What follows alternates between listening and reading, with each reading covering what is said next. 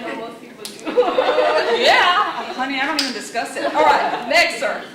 Anthony Morrison. I'm a twin. I've owned a mouse, a cat, and a dog in my lifetime, and I am 33 years old. He's a twin. He's owned a cat, a mouse, and he's 33. Which one is it? 33. 33. You're not 33. And for some reason, I've met you before, or is it your twin? Your class of December? management. Yes, yes. And so, for some reason, I knew something about a twin when you mentioned it. All right, next. Okay, my name is Natalie. I was born in Panama, a mother of 3, and my favorite color is aqua. Mother of 3. Yeah, mother of 3. How many do you have? Two. All right. My name is Gloria. I was a semifinalist for the Challenger Teacher Shuttle Mission. I held over 15 job titles with CCISD, and I have 6 siblings. The first one, semifinalist for the Teacher Challenger Space Shuttle Mission. That was true. 6 siblings. Yeah, 6 siblings. I have 5 siblings. 5 siblings. And boy, am I so lucky I didn't go on that space shuttle. Well, good morning. And again, like I said, the purpose of that was to get to know each other a little bit more, get to know each other a little bit, and it's a good way when you get into your classes, like I was telling you, for you to start learning a little bit, because if her color happens to be purple, and your favorite color happens to be purple, that's already something that you have in common, you know. If you come from a large family and another person comes from a large family, if you've been to the Olympics as an athlete, well, now you know that Heather has been to the Olympics as well, so again, you can have some commonalities among yourself. So first, we're going to ask everybody if you can either turn off your cell phone or leave it on vibrate, and because I know, you know, we're parents and other things come up, I understand that. But let me tell you more or less what our day is going to look like. We'll have a morning break.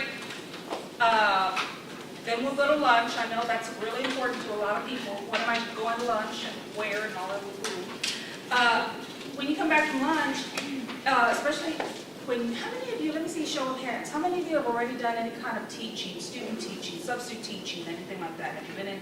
Okay, so you know that after lunch, after a while, you know, especially they eat a lot of carbs, people start dozing off. So I'll give you a lunch break after lunch, and we should conclude here by 4 o'clock.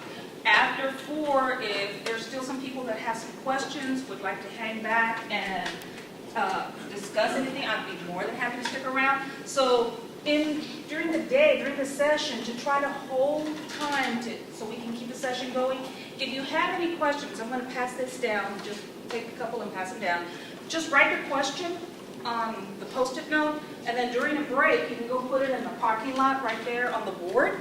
So that way, we can go ahead and still answer your questions. And what I'll also do is I will put the question and the answer on Moodle, on the Classroom Management Moodle site, so everybody will be able to find out what their answer is, because more than one person may have the question. So we already said, you know, I put on here, and again, I'll put this information, this PowerPoint.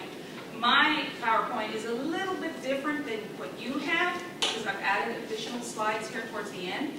But I will put this on the Moodle site as well. But I put the whole procedure, everything that we just did, so if you have any questions or forget, or a year from now, oh yeah, what was it that we did, and how do we do it, and what is the purpose, I've got it all on there. Okay, so some students are going to walk into your class, if you do this, you'll find out who are the people that have a sense of humor. You know, you never know what they're going to show up, what they're going to look like, because they have a really defined sense of humor. When Robin Williams was going to school, he just drove his teachers nuts. If his teachers were very structured, he drove them nuts because you've seen this guy, you've heard of this guy.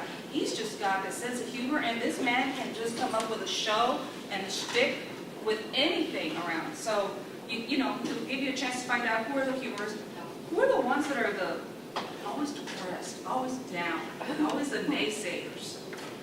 if it's good if you can find out who these people are, and who are the ones that are always, yeah, we're going to be positive and up there and upbeat. And I get accused of being like this when I go in the morning and I don't drink coffee. I don't have caffeine. I don't have a lot of caffeine. It's very rare when I do drink something with caffeine. I wake up extremely exhausted because I do work late hours.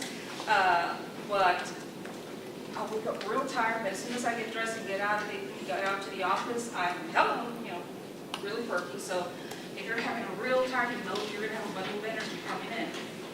Again, who are the ones, no matter if you say white, they say black. You say up, they say down. Be nice to be able to identify those folks up front. And who are the ones that are really nervous? Who are the students that come in that are really anxious? Now, who are the ones that are on some kind of medication to give them, a little chill pill, get them to calm down? Or you'll be getting complaints from parents saying, you just looked at them, or you got after the whole class to quiet down, and this kid goes home complaining that you were so mean and you yelled at him. So it'd be nice if you know these different personalities. Okay, now today's objectives. We're going to review some discipline models. We're going to touch on the subject of dealing with parents. You've got all kinds of parents out there, and you've got to have some different strategies in your tool belt and how you're going to work with them. And just like you have parents, you've got students. You wouldn't have a job if it wasn't for these students. So you need to be able to deal with those. And then we're going to cover some other strategies. All right? So the first one we're going to go over, here are the different models we're going to cover. Cantor model, Fred Jones model, and Thomas Gordon model.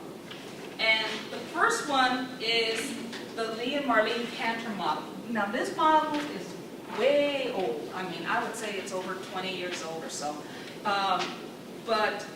And for the most part, my experiences with different schools, school as a whole does not use the Cantor model as their discipline program for their school. But what I do notice is there are different aspects of this model that are still utilized in different classrooms. Or when you're doing your student teaching, you may have a substitute teacher come in who tries to use this model. And because you're the student teacher when you're in there, the teacher of record is gone. You're that consistent factor for these students. And if a substitute teacher comes in and starts using this model, you want to know what it is that she or he's doing and why. Okay. The overview for the Cantor model is the teacher rules. The teacher has to be very structured. It's going to have different components. We're going to have to say, make sure you've got to have the rules. So you've got to have those consequences. And you've got to make sure that the class and the one that has the ultimate authority and power is going to be the teacher.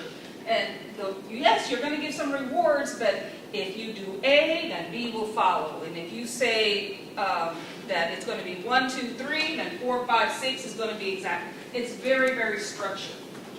Problem with this is kids don't live by this kind of code anymore.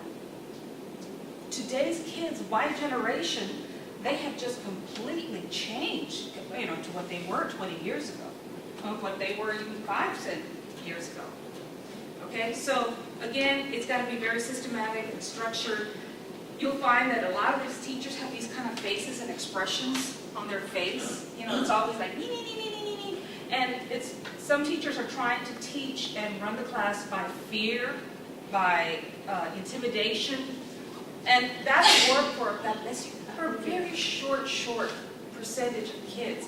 For most kids, it's not going to help. Okay? The opposite of being very structured is going to be very laid back. Very, no big deal, no control, no structure. It's going to be very, hey, if they get it, they get it. If they don't get it, they don't get it. The problem with this is that when your administrator comes around, and if they see, it seems like there is always chaos situation going on in your room. You always seem stressed out. You just don't have enough time to do everything. And it's sort of like Chicken Little, and the world's going to end, and that type of thing. With all of these budget cuts, don't give an administrator an excuse to write documentation down and come back later on and not recommend you for a continuing contract for another 2 years or 3 years, whatever. Because more and more, like in my district, finally they're getting to, if you got through your first year of probation, you were placed on, no, it was 3-year probation, then you were placed on a continuing contract. They could not get rid of you unless you did something immoral. They were not going to get rid of you. That has now changed, and more districts do not have continuing contracts, where every 2 to 3 years you have to be renewed. And if they find that you are continuously sending students to the office, your room is chaotic, your scores are down, you have now given them enough ammunition to just say, you know what, thank you very much, but your services are no longer needed with this district, and that's it, you're out of the job. Okay, so assertive discipline. This is what they say. On day 1, you got to set the schedule. You set those rules, and you tell them what your expectations are.